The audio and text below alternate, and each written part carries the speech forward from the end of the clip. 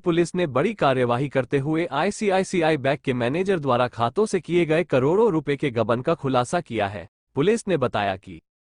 62 bank खातों को freeze कर 62,71,490 रुपए की राशि तथा 46 लाख नकद बरामद किए हैं। जिला पुलिस अधीक्षक अमित कुमार के निर्देशन में अतिरिक्त पुलिस अधीक्षक भागचंद एवं धरियावद पुलिस उप अधीक्षक धनफुल मीना के मार्गदर्शन में थानाधिकारी धरियावद पेशावर खां एवं जिला स्तर पर गठित टीम द्वारा धरियावद में आईसीआईसीआई बैंक मैनेजर सहित उदयपुर के एक आरोपी को गिरफ्तार पुलिस किया है और आगे पुलिस का अनुसंधान जारी है। बहरानी जो आईसीआईसीआई बैंक के रीजनल हेड है दरियावद के, उन्होंने एक रिपोर्ट पेश की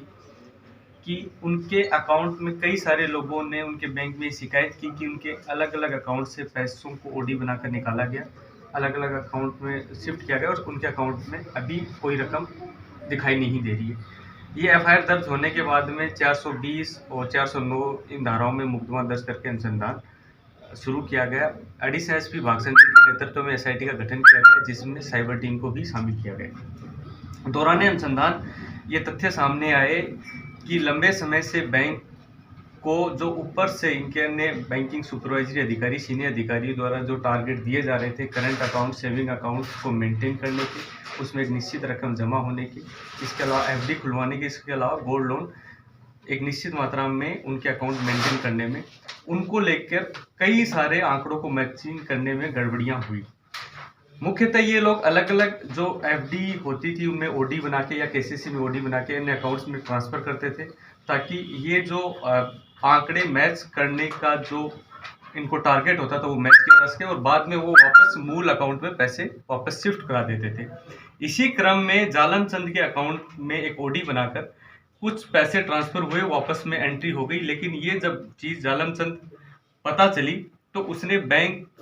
का जो मैनेजर प्रशांत काबरा था उसको इस बात के लिए ब्लैकमेल करना शुरू किया और दबाव बनाना शुरू किया। उसी ब्लैकमेल, दबाव और उसी मिलीभगत में बाद में लगभग 2 करोड़ 45 लाख का अभी तक के अनुसंधान में सामने आया लगभग गबन हुआ, जिसमें अलग अलग अकाउंट, केसीसी, एफडी इत्यादि अकाउंट माध्यम से लोगों की ओडी बनाकर अलग अलग सस्पिशियस अकाउंट में पैसा ट्रांसफ़र किया गया और गबन किया गया। हमारी साइबर टीम ने अभी तक के अनुसंधान करते हुए और जो एसआईटी का गठन किया गया है उस गठन में और उस अनुसंधान के क्रम में अभी तक 62 ऐसे सस्पिशियस अकाउंट को चिन्हित करके उनमें लगभग 60-62 लाख की रकम जो है वो फ्रीज कराई गई है। इसके अलावा 70 लाख का जालन चंद का जो गोल्ड लोन का अकाउंट है उसको फ्रीज कराया गया है। 46 लाख रुपए जो इन्होंने कैश निकाल के उसका गबन किया गया उसकी जब्ती की गई है। इसके अलावा जालन चंद ने एक विनायक फार्म हाउस करके लगभग 3 करोड़ की कीमत का फार्म हाउस अभी खरीदा था, जिसमें 45 लाख की रकम इस गबन की राशि से गई थी, वो तकनीकी अनुसंधान से सिद्ध हुई है।